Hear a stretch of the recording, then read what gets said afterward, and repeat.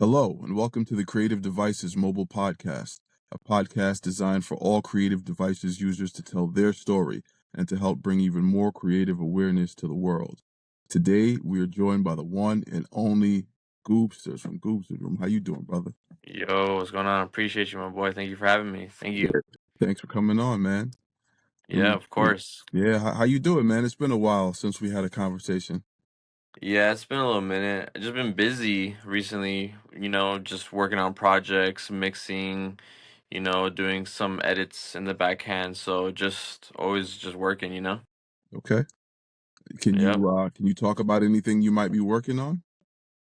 Yeah, so recently, I just started working with a label, Pulse Records, and the artist that I'm working with under that label, his name is Ron, but he goes by Ron Shack. So I had a friend who he introduced me to him and we just started doing a bunch of stuff for him. So he's like a rap artist, but he's been doing well in the underground scene.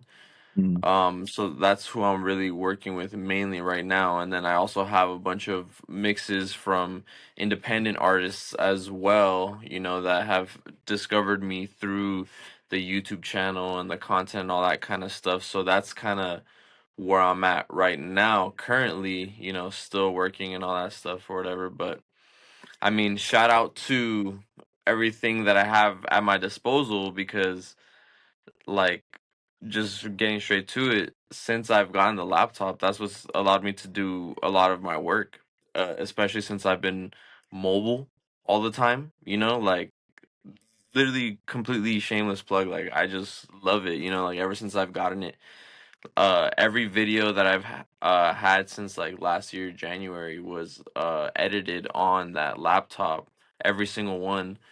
I have my whole PC set up here, but it's like nowadays since I'm always on the go, you need a super strong laptop, so I do the majority of my work there. With the project that I did for that dude Ron on Pulse, I did that as well mobile from different studios on the laptop. So I mean that's just pretty much what I've been using to work with, and then that's what I've been working on.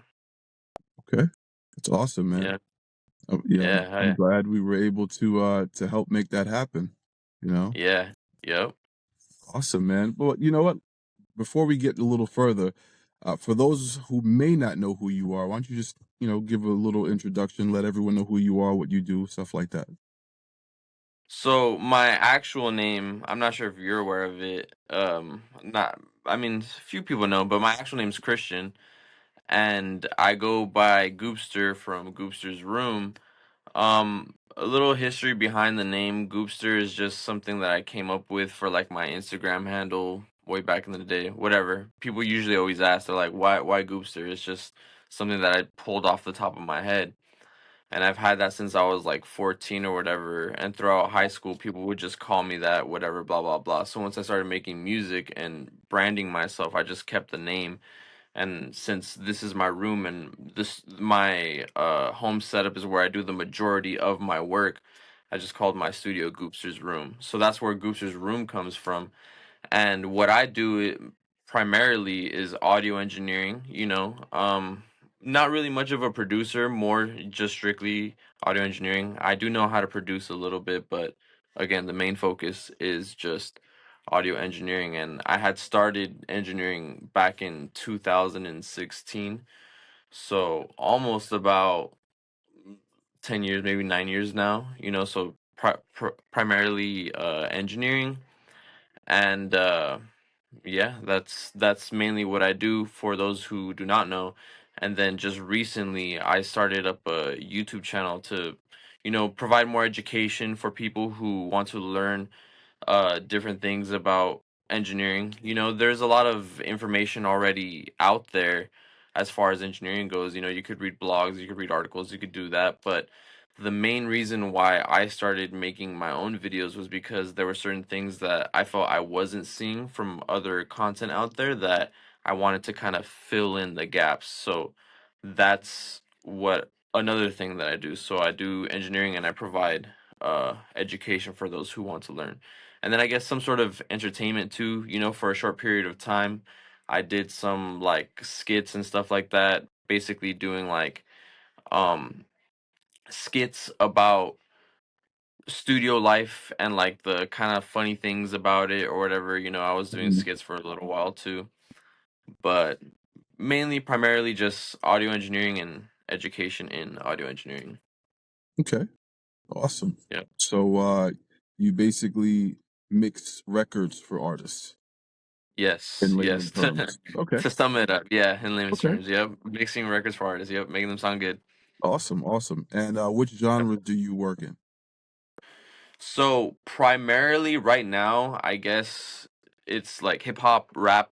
That's like the main stuff I do, but I have done a few like rock songs in Spanish, just a few alternative records in general with a lot of live instruments and stuff like that, but those are sort of like one-off projects. The main I guess clientele base or artists that I work with are in that hip hop trap rap genre. Okay, awesome, Yep. awesome. All right. So, how did you get started in all of this? So the way that I got started was again back in high school. I had a few friends or whatever. We would just like freestyle cipher too, because I used to make music when I first started as well myself. Like I would rap, I guess, or whatever. But I did a lot of freestyle ciphers with a few of my friends, and that grew into a group that I had. The group name was called Aikido Notion or whatever. I'm still cool with everybody who was in that group. It's just now we all make our own music independently. We're all like our own artists or whatever, but I still help them with their music to this day. But that's just who I started with. And how I transitioned into audio engineering was always kind of feeling like the sound wasn't exactly how I wanted it to be in my head, or it didn't sound like commercial records that I had listened to. So when I had first started, I didn't even know what mixing or mastering was. I didn't know that there was different processes for all that sort of thing. I just thought you just recorded a song, you just put it out and that's it. But I quickly found out that, yeah, there's different levels and layers to achieving a better sound. And the recordings that we got in the beginning when we were just recording, I think we used like Audacity and then we transitioned into like FL Studio. But the recordings that we had in the beginning, they sounded subpar, and I would always ask myself, why does it not sound like these other commercial records? And then just with that one question, it led me super deep into the rabbit hole of discovery of mixing, mastering, and the whole world of audio engineering. So then I realized, oh, you have to mix the instrumental. Oh, you have to do the vocals this way. Oh, like how do you process this? How do you process that? So instantly, like my mind gravitated towards that because I was really on a mission to try to achieve the best sound possible, like these other big hit commercial records. So that's pretty much how I had started. Awesome. Yep. And I know you also know David. Yep. How do you know David? So I had met David at the gym, funny enough. So I remember I met him in 2023, I believe, with another friend that I had. His name is Mike. So me and my friend Mike, well, it was my friend Mike actually. He's another engineer who I had shown how to engineer. So he's a buddy of mine. Same thing, he met me through one of my friends from that group that I was in. I showed him how to engineer, and from there we would just kind of hang out, have all these engineering talks, all that kind of stuff or whatever. And then he told me, he was like, "Hey, bro, like I've been going to the gym. Let's go to this gym." I was like, "All right, cool." So we start going to the gym or whatever, and like a few days pass or whatever, and then I see David at the gym and I'm like, "Hey," I'm like, "Do you know who this guy is?" And then Mike, since he was newer in engineering, he didn't really know who he was. I was like, "Oh, that's David, David Nazi from Mixbus TV." He's like, at first he didn't even know. He's like, "Huh, who?" And then like whatever, we just left it at that. And then he watches a few of his videos, and he sees, oh, he's like, "Oh, I see who he is now," whatever. So then we just go up to him, we say, "Hey, what's up? Fans of the channel," all that kind of stuff or whatever. Like that's just kind of how it started. It was cool. chilling, whatever. Like we respected him and his own space and all that stuff, so we just kind of let him work out, do his thing in the very beginning. And then me and my friend Mike, since we were both engineers, like how I said previously, we were doing a bunch of like, I guess, entertainment skits about studio life. We were just doing a bunch of skits, a bunch of skits, a bunch of skits, and those started taking off that same year when we were going to the gym. And I remember Avid was reposting a few of our videos a few times, and then we've had a bunch of other people from other producer pages repost our videos or whatever. So they were getting a little bit of traction, and I think David had seen it, and since he saw it on Avid and he knew that we were at the gym, I guess he like was like, "Oh, hey, what's up, guys?" Like he just, I guess, like noticed a little bit more that we were actually more present within the scene than it may have seen, because usually, like when you talk to people, you don't really know how invested they are into a certain thing. So like, I get that, but yeah, so he started seeing us a little bit more, and then from there, it was just kind of like a wrap. He was actually very cool. He opened up a studio with my friend Mike very shortly after, or he knew that we made content as well, so he was like, "Oh, would you mind helping me out with a few videos, like this, that, like hold the like put the camera this way, make sure everything's looking good or whatever." So we were helping him out for a short period of time, and that's when I had met David as well. And then from there, like the whole year of last year, we were basically, yeah, just helping him out, doing the content, all that sort of stuff. And then him and my friend Mike, they had opened up a studio local to here in Van Nuys, California, and that's where they collaborated as well. And then he would put his gear in there, he would do gear reviews in there, David Mixbus, so all that good stuff. So that's how we met, and that's how like the relationship with him progressed, which is pretty cool. Awesome, awesome. Yeah, because I Yeah, remember after he got his laptop from us, he said that he had told a few of his friends about us, and next thing you know, we had people messaging us about laptops, and you were one of them. So I thought yeah, that was awesome. So, yeah. what did you think when you saw his laptop for the first time? Well, he had mentioned it to me, so I think like I didn't like he was telling me about like the specs of the laptop. He was Mm, telling me about like the power and all that kind of stuff or whatever. And again, since I was doing content as well, like with what I was currently using, which was like a super old MacBook from like 2016, so it's pretty outdated. It was just slow, and then he was just telling me like how it was working or whatever, his new one. And then it was actually my friend Mike's suggestion to David.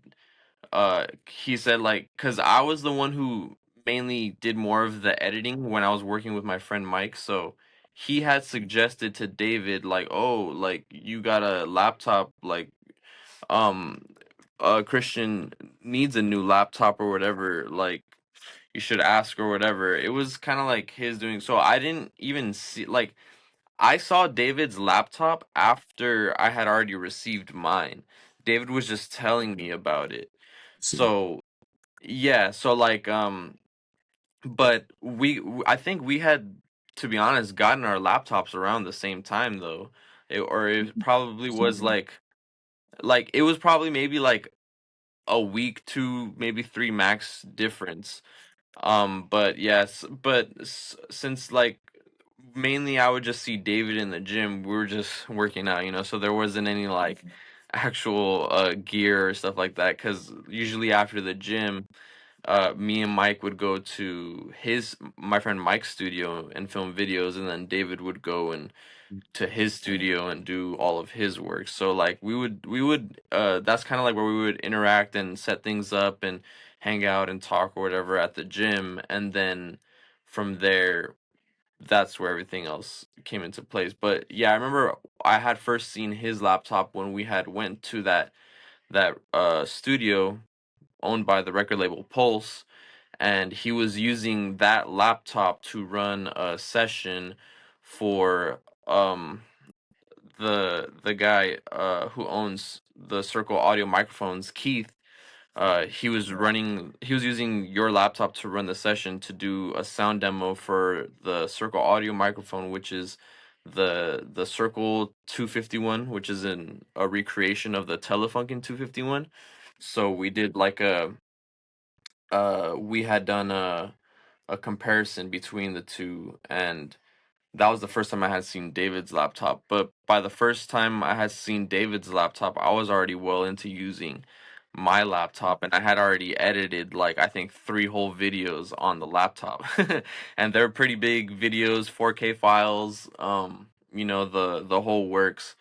If I'm not sure who may be watching or if anybody has seen my videos, but for the tutorial videos, I do like to try my best to make them as clear as possible. So within the editing stage, I do like to do a lot of little zoom ins or zoom outs or like little animation effects to try to make the information as clear as possible to the viewer, which is again one of the things that I feel sometimes is lacking from other videos that I have seen, which isn't a bad thing. It's just what I've noticed. But like within the editing aspect, like yeah, I needed a laptop that could handle all those little details within the edit to make it as clear as possible for whoever was watching.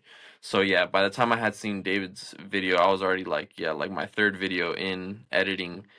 And I remember when he took his laptop to the studio and I had taken mine, and like in the downtime between testing the microphones, I was literally off to the side already still working on my video with the one that you had provided me. So it's pretty Okay. cool. Awesome, awesome. Yep. So you were using a MacBook before. How was it going from a MacBook to RG16? So from the MacBook to the G16, um okay, so I'm primarily a Windows user. I'm not a Mac user, and I just like Windows. And I always tell people Windows to me, like the operating system is what it is. Some people may like it, some people may not like it. But for like affordability wise and bang for your buck wise, it just makes more sense to get a Windows machine because the way that the MacBooks are priced, and not only that, but the whole Apple ecosystem and how it's difficult to upgrade certain things on your computers, you always have to be buying a new one, a new one, a new one, a new one each year. And I wasn't like I'm not a big fan of that. I'm more a fan of like yeah, buying something and then if you want to upgrade it or go in and like change the storage or change the RAM or little things about that. I'm more of a fan of that than how Mac currently has their uh things set up. So I've always been a Windows user primarily. So going from I guess like the operating system wise, it was it was easy, it was just literally like having my actual PC because I have a PC tower at my main studio, right? So going from Mac to the G16 just felt seamless. It felt like I was literally using my PC tower but on a laptop on a mobile device. And then as far as performance wise from the Mac to the G16, it was night and day. That was like no issue. But again, I did have an older Mac device, so I couldn't really compare it to the newer Mac devices that are out on the market right now because I just simply have not used them. But I don't really have any interest in using them because I already have what I need, which is a laptop that can handle whatever I throw to it.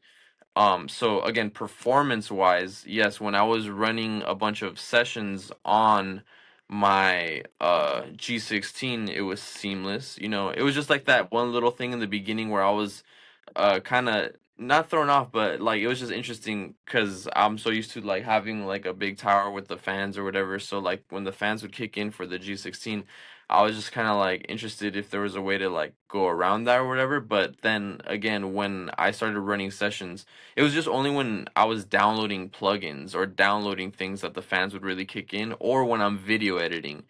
But whenever I'm running sessions or producing, the fans don't really kick in. So that issue or uh, point that I was curious about kind of went away in the beginning.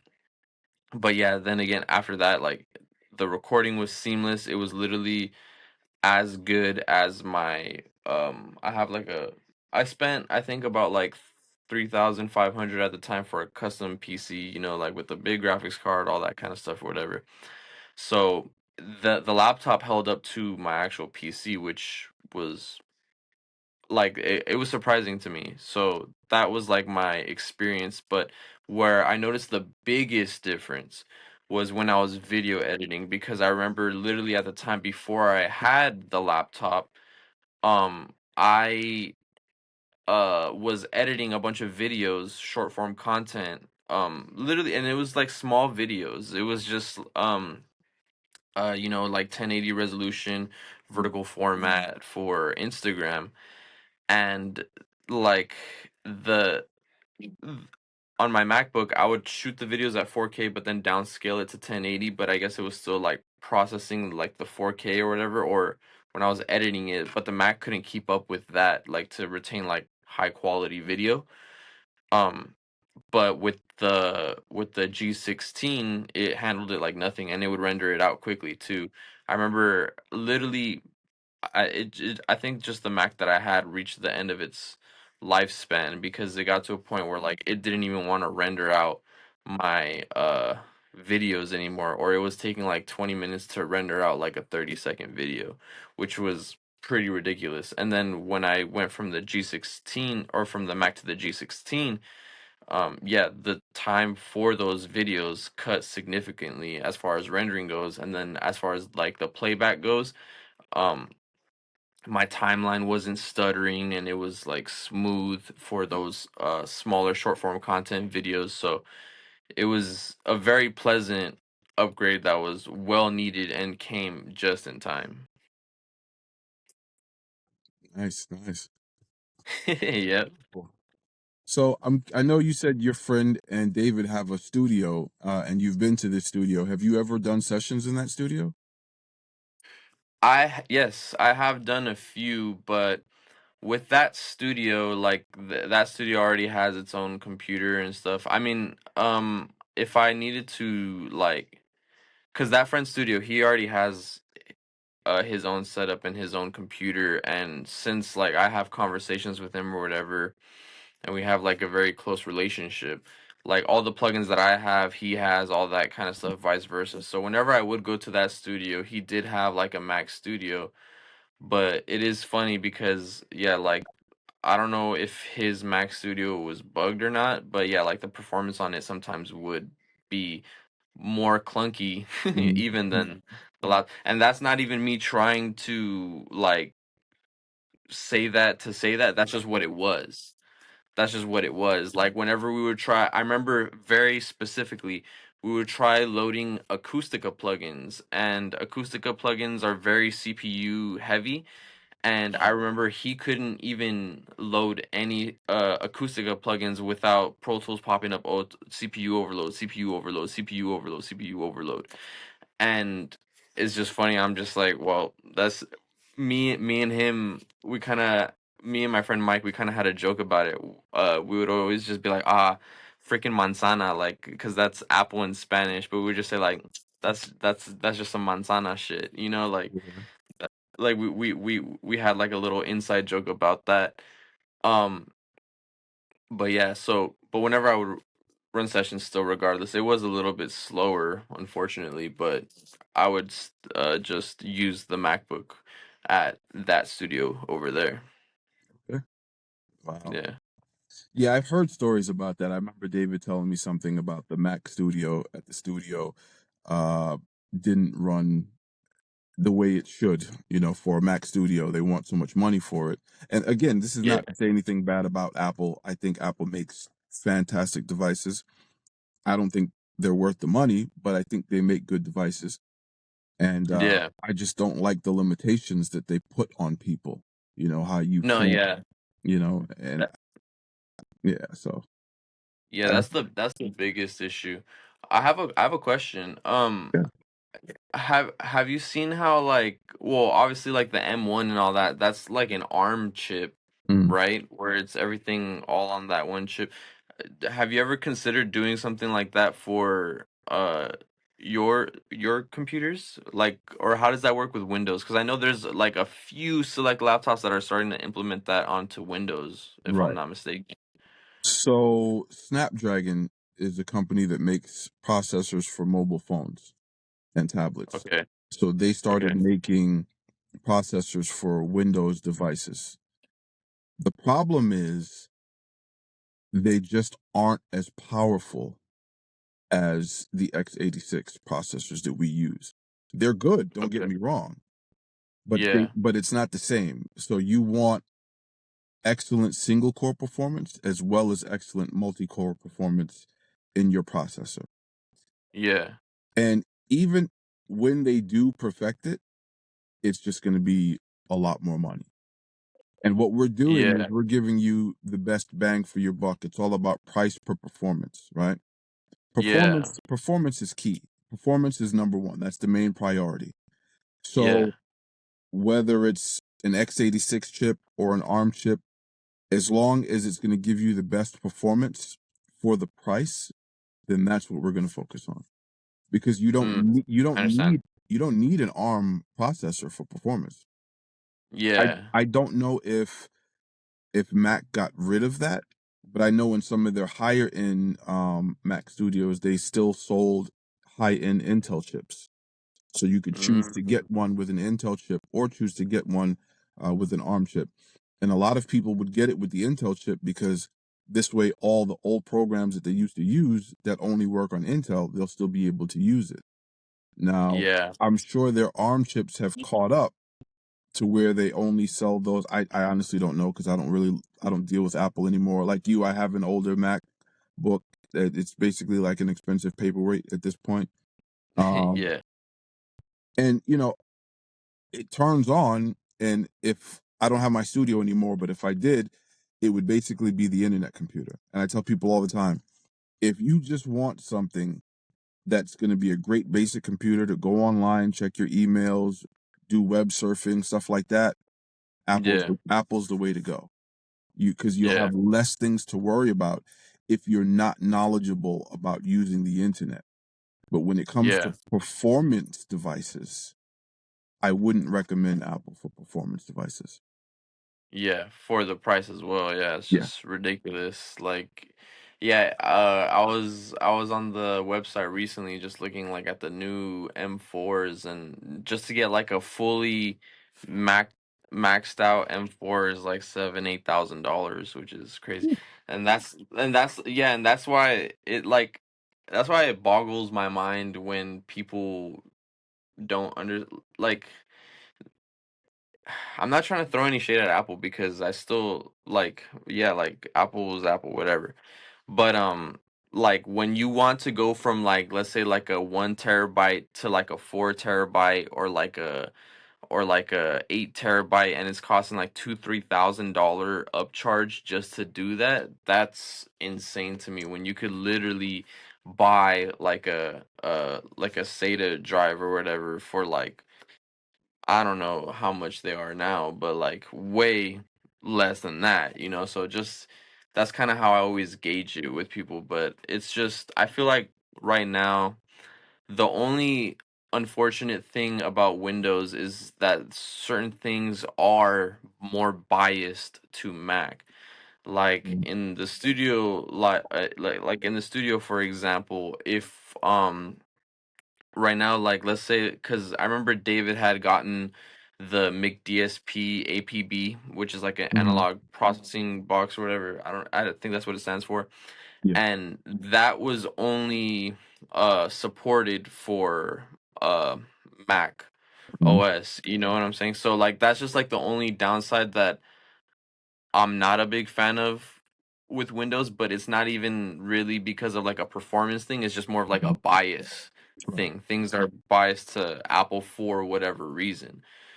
Another thing too, like um Apple, or I mean, Pro Tools has full 4K support on Mac, but on Windows it doesn't have full 4K support. And I have a 4K monitor at my home studio setup, so whenever I load it up, I have to manually scale it up where things get a little bit pixelated and it's not as clear versus somebody else who has a Mac.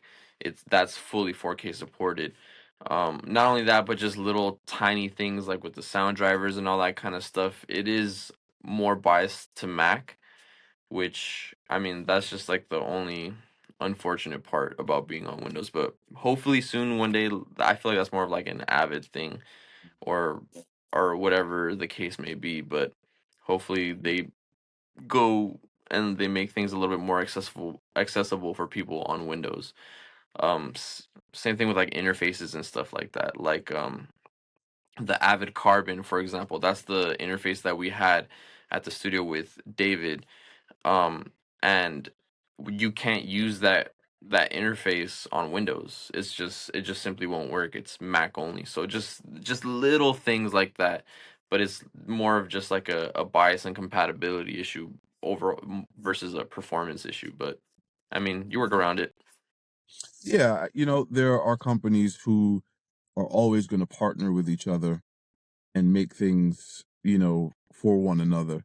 And that's just the way it goes. It's always been that way. It will always be that way. That's not going to change.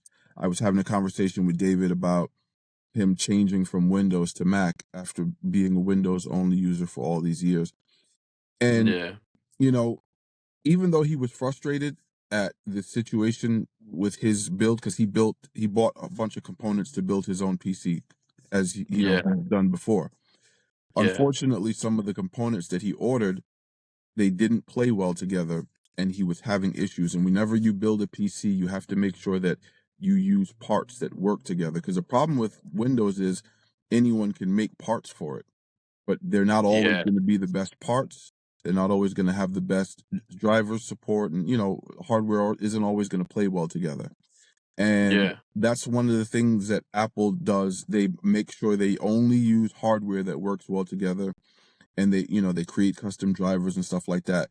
And that's why when I decided to create Creative Devices, that was one of the main things that we focused on, to make sure that we only use hardware that works well together. If we have to create custom drivers, so be it, to make sure that people can rely on these. So instead of just making your typical consumer laptop that you can go buy from anywhere, that Yeah. who knows what you're going to use it for, and you try to use it for something professional, you're going to run into issues. We wanted to make sure that these are going to be stable for you to use in your professional studio, or however you're using it, right? Yep. And David could have found a way around his issue, but I think the fact that he had so many other devices, like you said, that were Mac only, and a lot of files and that were sent from other customers, that they were created on Apple, and when you use them on Windows, sometimes there's some sort of issue, even though it's the same program like Avid, sometimes you'd have Yeah. issues.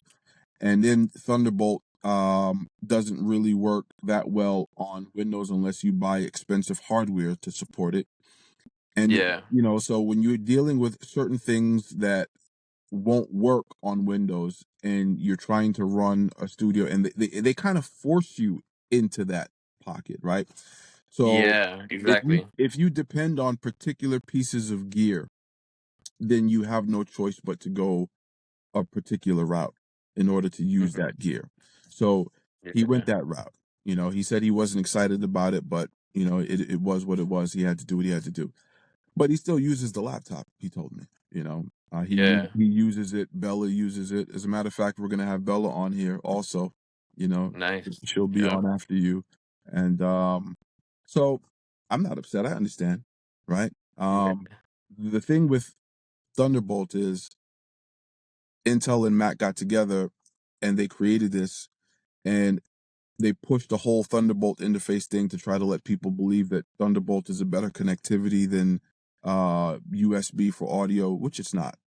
It will Yeah. allow you to record more channels simultaneously than USB 2.0, but if you're using USB 4, you can run the same amount of channels.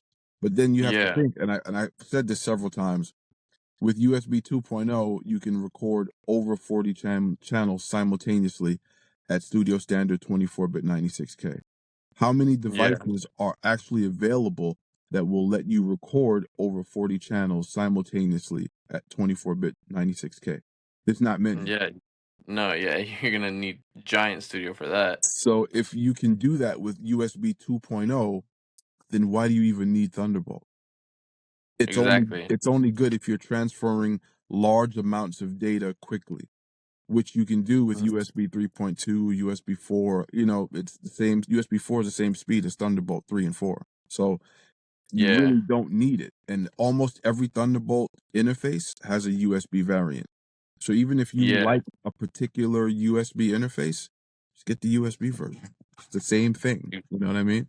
yeah, But listen, it's all like I said, there's always going to be companies that look out for each other, and they're always going to have a certain amount of money, power, and influence to force things in the direction that they want it to go for their own benefit. There's no way yeah, around that, you know. And I yeah, don't. I'm just doing what I do for myself and for everyone else who don't want to spend unnecessary money for something that performs. And that's what yeah, we're doing. We're not here to say, don't buy them, buy us. No, if you want to buy them, buy them. If you want something yeah. different, see what we have to offer. No, I agree. And that's what I always tell people as well. Like I have even myself and within my circle, I have other friends who are producers, or sometimes I'll have clients who come to me to record, but they're like, "Oh, I want to start recording myself. Like, what would you recommend? This, that, whatever, blah, blah, blah." And I feel like just off of popularity, you know what I'm saying? A lot of, and just bias too, and because you do see it in a good majority of studios, a lot of people, they'll just be like, oh, like their instant first thought is just, oh, let me get a Mac, but I always tell people and physically show people my laptop and how it works, and I'm always saying like, look, go with like, if you want something that is going to perform great and it's super affordable and do more than just whatever, like I also tell people too, it's like not only are you going to be able to make music on this thing, produce or whatever, engineer, edit videos, all that stuff too. But if you really wanted to too, and if you're interested in that sort of thing, you can game on it as well. Like Mhm.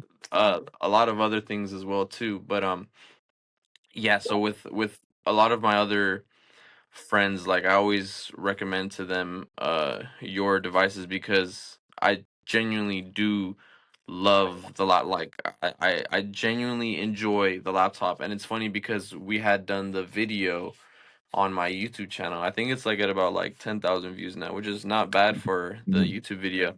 And I get a bunch of comments on it always saying like, "Oh, how does it hold up to this day? How does it hold up to this day?" Like probably had a comment like a week or two ago asking, and I tell them it's still great, like a whole year later, still great, and I still expect it to be great. Like Mhm. it has no signs of slowing down at all, like. And then whenever I have off time from time to time, just to try it out. Like I have played a few games on it. Like it plays games great. If people are into that, but just like as an overall, yes, price per performance, like I genuinely don't think it can be beat.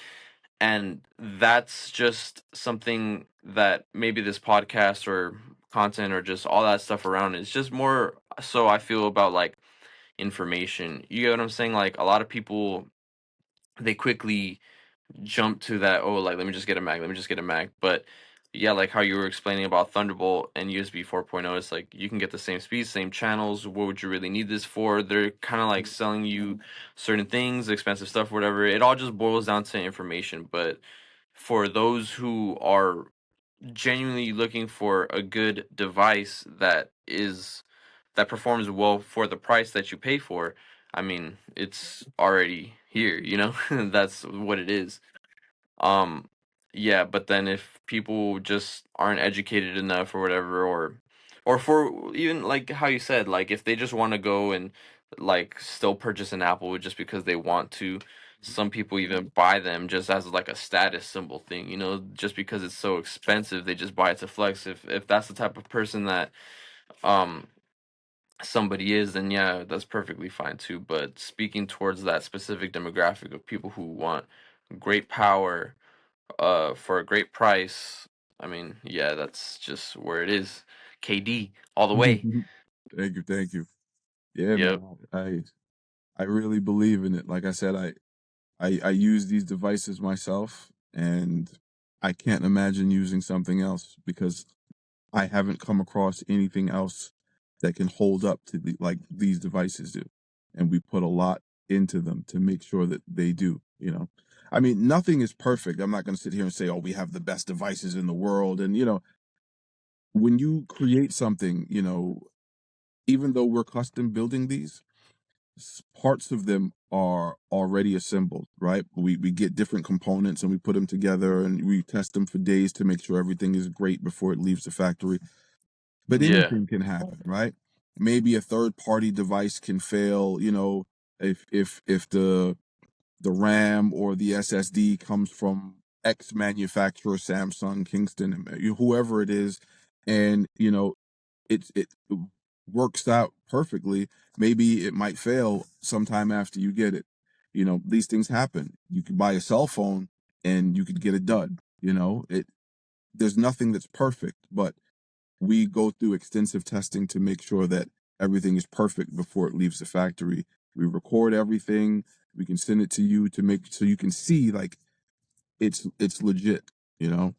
Yeah. And I don't see other companies putting that much effort into their devices.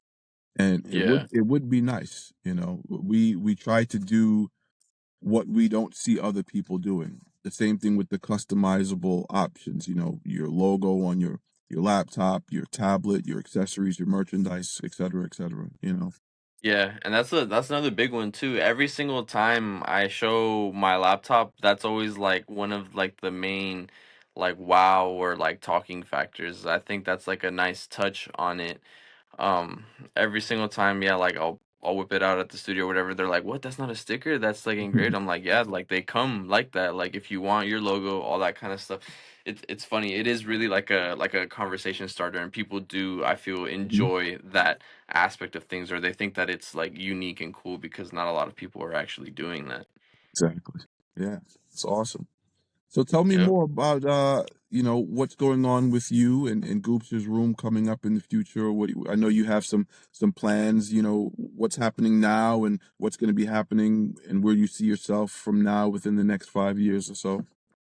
Yeah. So right now, I just kind of took like a little break from the content stuff because I've really been more on the mixing side, so Mm, yeah, I've just been mixing a lot, that has been my main focus right now, but for the near future, yeah, I'm just gonna start dropping more content overall on the channel, but I actually might start opening up like a second channel to do like a little bit mm, more like easier content or more consistent content, because I feel like for me personally, this is just like a personal thing. Whenever I am doing those big edits, since they take so much time for me to finish one edit, and currently I'm just like a one man team, when it comes to like my channel and all that kind of stuff or whatever, mm, I do kind of disappear, I guess, from like the little internet sphere for a while. Like I'm not really much on social media. I stay away from all that stuff as much as I can, because I feel like me personally, I get a little bit too distracted or whatever.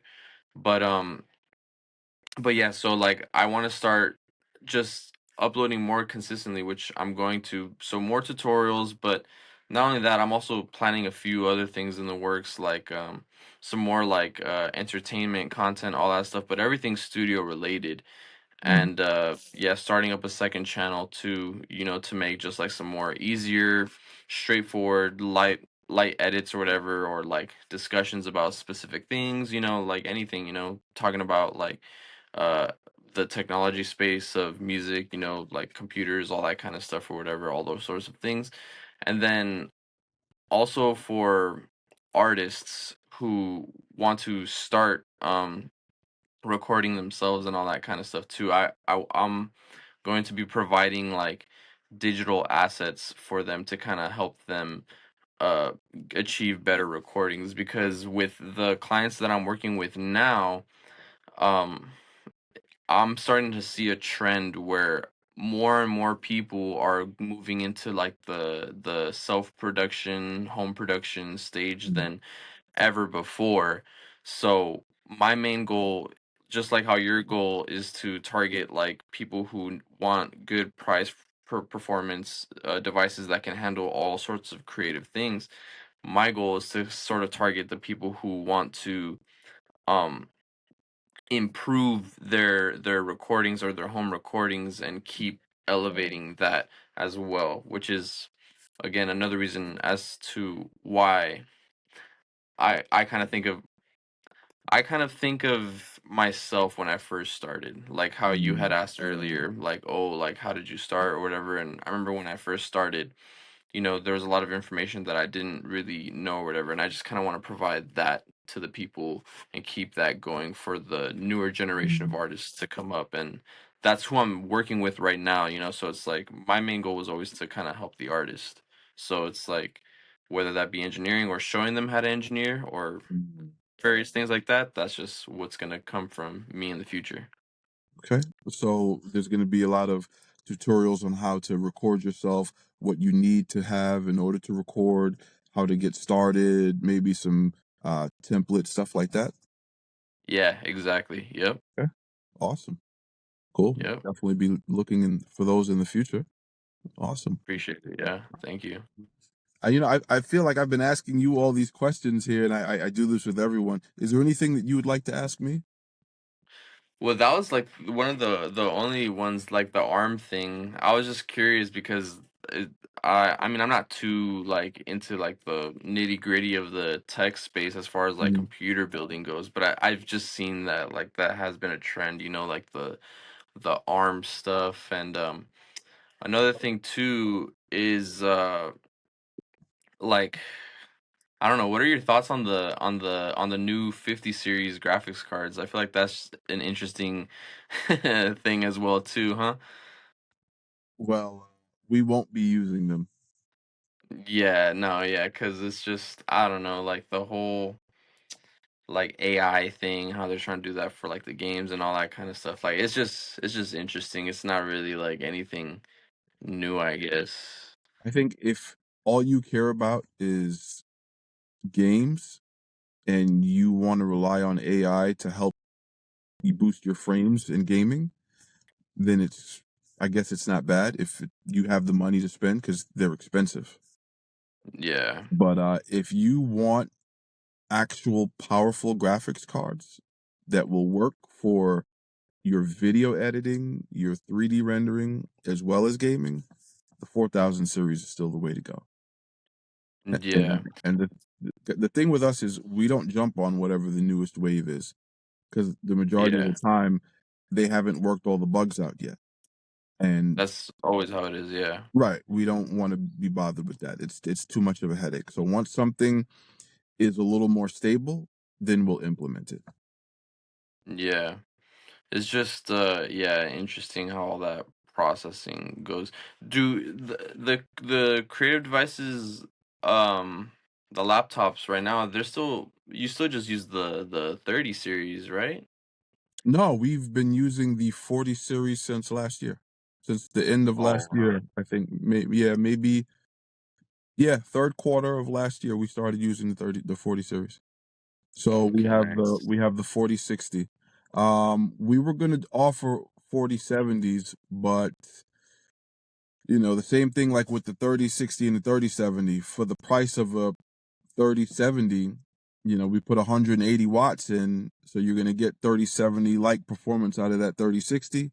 Same thing, you're gonna get 4070 like performance out of our 4060.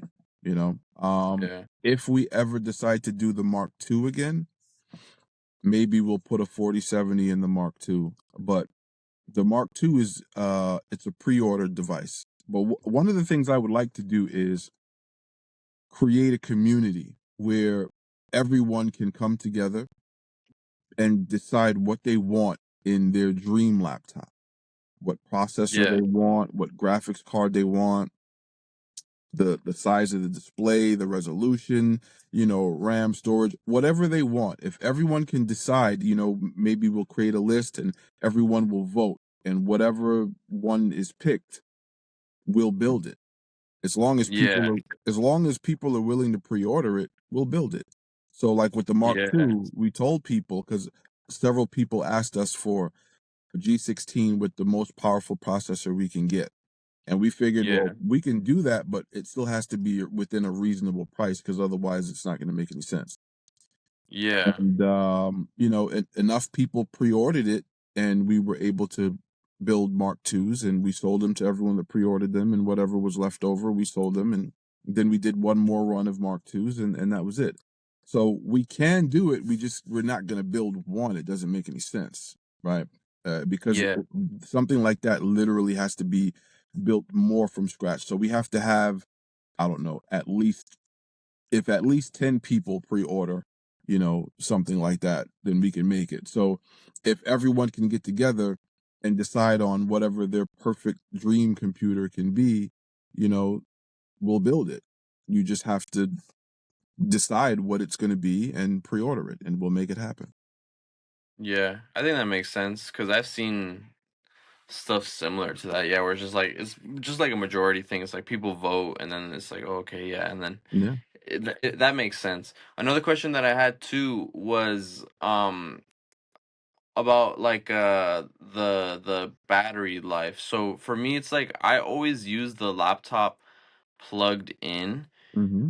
which I mean that's just how I use it or whatever. But like, do you guys have like plans on like increasing just like the battery life by itself, or how does that work with all, especially all the components like with like the graphics cards and all that stuff, because obviously that draws a Right. lot of power. Right. So yeah, so like what are your thoughts on that going So forward? it depends on what you're doing with the laptop on battery. If you're just using it as like a regular laptop, you can take that power slider and bring it all the way to the left so that it will use the least amount of power as possible. That way the Yeah. battery will last the longest because you don't need a lot of power just to use it normally. Even if Yeah. even if you're only tracking, you don't need a lot of power. So let's just say you're tracking in a park, right? Or in the woods. Yeah. You can still put it all the way to the lowest power setting and then spend your day tracking, and the battery will last a decent amount of time. And then when you're done, you take it home and you plug it in, and the power will go back to max if you have it set on max once it's plugged in. And then you can do Yeah. all your mixing and all your editing and everything that way. So Yeah. it is a desktop replacement laptop. So it's meant to be used like a desktop, but portable. That's why it's a laptop. So having a Yeah. battery is a plus. You can take advantage of the battery. You don't need to have it on full power on battery. Put it at the lowest power setting on battery. It will last you the longest throughout the day. And then once you plug it in, as long as it's set to max when it's plugged in, you're going to have full power. Yeah, which is like I use my laptop. I wouldn't even. I use it 100% of the time plugged in, Mm, but just from like the little points of not having it plugged in, I guess I still had it. I think on like the full max performance mode, so I was noticing mm, like a little trend of it like going down kind of quickly. But that was yeah, on my end 'cause, yeah, I still kept it on max performance. yeah, But that makes sense though. yeah. I mean, it's all right. I mean, I think for people who want something that's powerful, that's going to last a little longer on battery, that's where our A16 comes in, which is our AMD Mm. model. Now, the AMD Oh, model has a processor that is probably even more powerful than the i9 version of the Intel okay. that we sell, right? Yeah. Which a lot of people don't realize it. With AMD, you always get more for your money. So you're getting a more powerful processor for the same price as the i7 Intel Yeah. version, right? And Yeah. the AMD has better graphics than the Intel. It's Mm. not it's not as high as the RTX. It's probably it's probably RTX 2000 like graphics, which is still Okay. good, right? It's You can still game on RTX 2000 graphics. Yeah. So it's that's the best way to go. And it's going to give you the most silent performance for anyone who doesn't want to hear fans. I mean, if you're pushing it to the max, then you'll hear something. but it's not like Yeah. the fans in the G16 because you don't have a monster RTX card to cool with an i7. An i7 one generates a lot of heat. An RTX Yeah. 2 generates a lot of heat on their Yeah. own. And you put both Yeah. of them in a slim form factor laptop.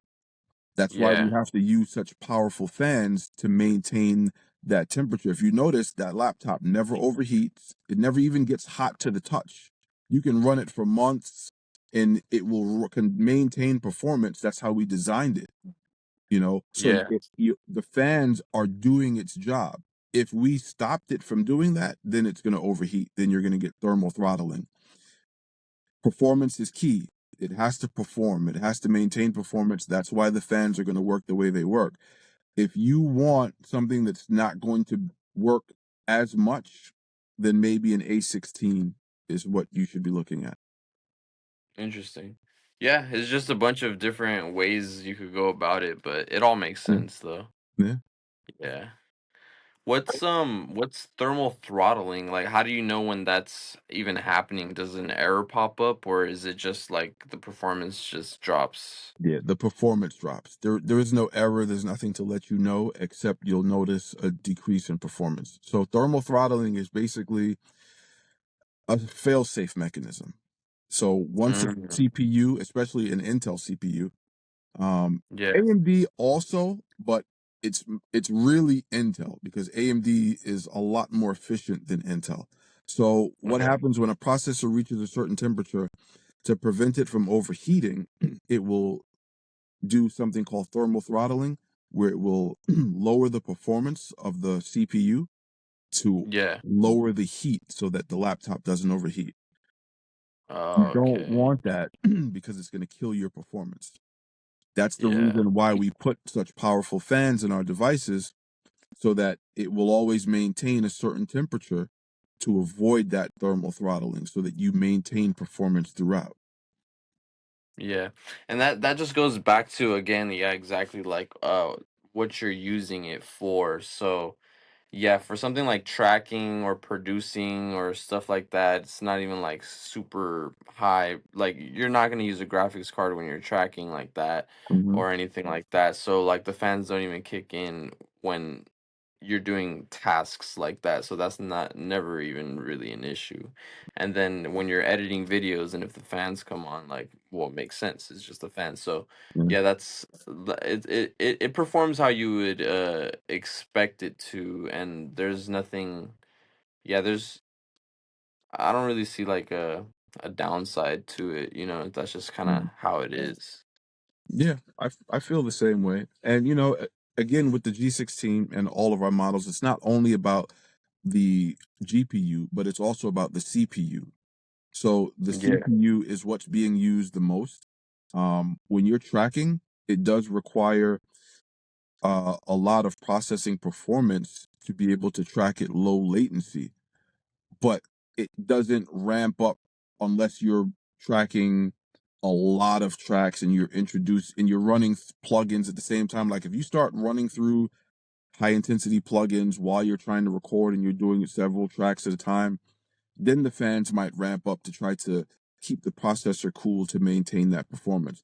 But if you're tracking yeah, one or a few tracks at a time and you're not using a bunch of high intensity plugins while you're doing it, it's going to eat through it like nothing. And then yep.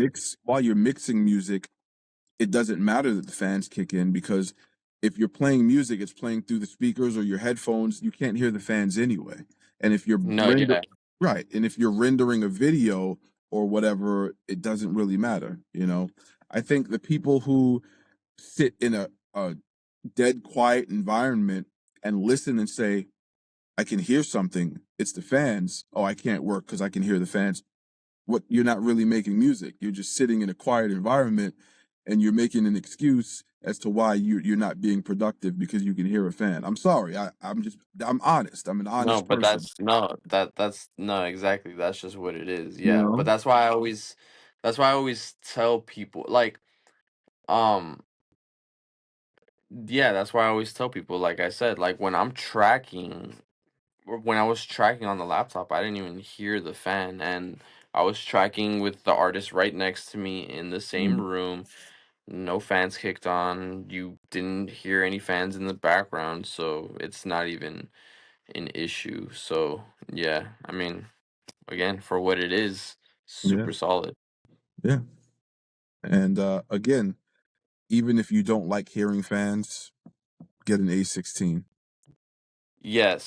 So the A16 option, and then on top of that too, still even I've even seen newer Macs, like even those have fans too. Like all computer, like a CPU is gonna heat up regardless. Mm-hmm. Like, so if you're doing something super intense, then obviously it's gonna do it. But I mean, for what it is, like how you said, it's like a portable desktop machine. So for what it is and the performance that you're getting, obviously, okay, whatever, it's gonna have some fans. But yeah, it's not an end all be all. It's just like when I had first gotten it, like I just noticed that they would ramp up, but it was just only when I was downloading software. But it wasn't an issue. I was just kind of curious to see. That was before I had done, like, the fans were kicking in when I was first downloading all my softwares and all that stuff Mm-hmm. or whatever. Mm-hmm. So I noticed it, but that was before I had actually even tried it in a session. Yeah, So I was just kind of curious as to see, like, is there any way to, like, adjust the settings on it or whatever. But it yeah, was because I hadn't even tried a recording session yet. But after once I started mhm, recording, I realized, oh, these mhm, aren't even kicking in. So yeah, that's yeah. And I it's chilling. and I remember you and I had that conversation, and all Yeah, of this that we're talking, obviously this isn't about either one of us. This is just about in general for anyone that might say something about the fans, right? And I yeah, remember you asking me about it, and I explained to you when you're using the laptop for the first time, you're going to hear the fans when you're updating stuff, when you're downloading stuff, when you're installing stuff. It's going to run, especially if you have it on high, even if you don't have it on high power. But in the beginning, it's going to take a little while for the laptop to break in. Once the laptop yeah, does break in, everything's installed and updated, and you've used it for a certain amount of time, the fans don't kick in as often. You yeah, know, and and that's on the G16, and on any model we have, it's going to be the same way.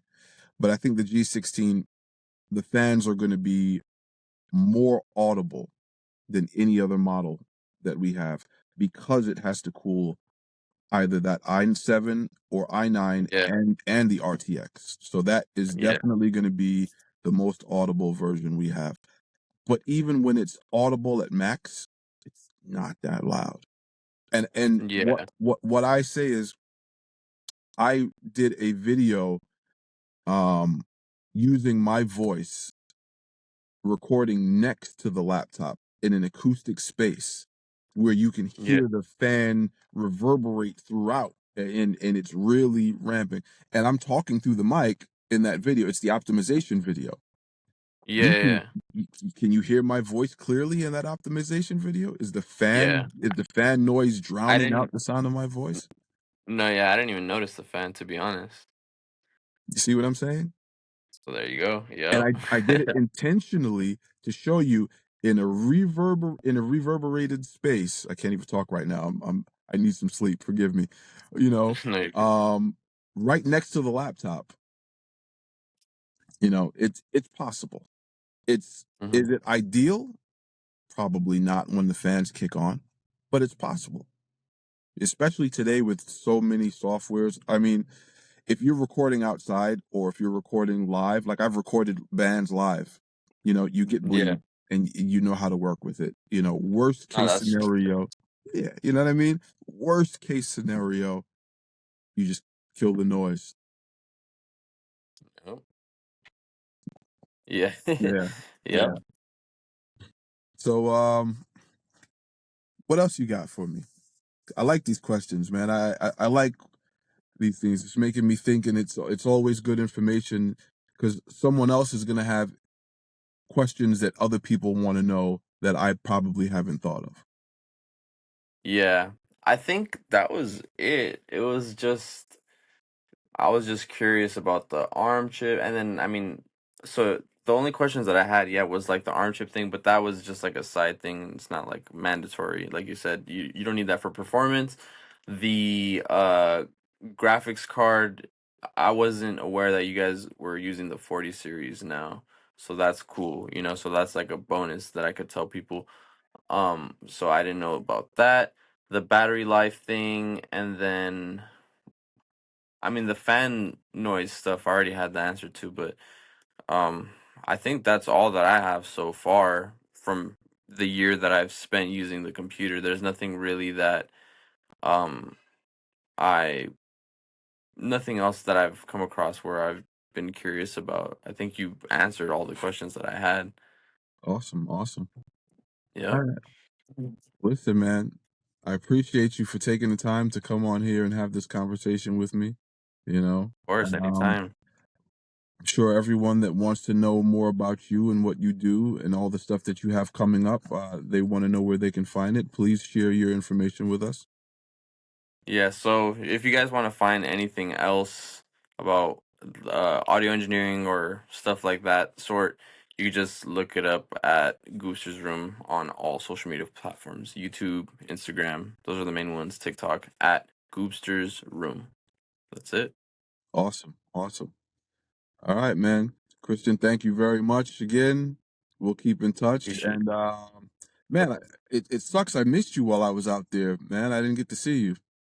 Yeah, I didn't get to go to Nam. I was just too busy with these projects. Like I had a whole project. This was like a yeah, like a 10-song project that I had to do for that one dude, and then I had the Mm, independent project, and then I had people hitting me up for sessions, which I mean, I've gone every year, but it's like a good thing, like I got blessed with work, so I was just like whatever is cool, but hopefully at the next one, I'm planning mhm. on going to the next one for sure though. Okay. Well, then I'll Yep. definitely see you at the next one.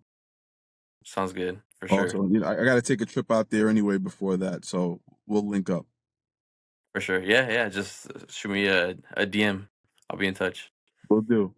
All right, man. All Thanks right. Thanks, again. man. Peace. Take care. See All ya. right. Take it easy. Later.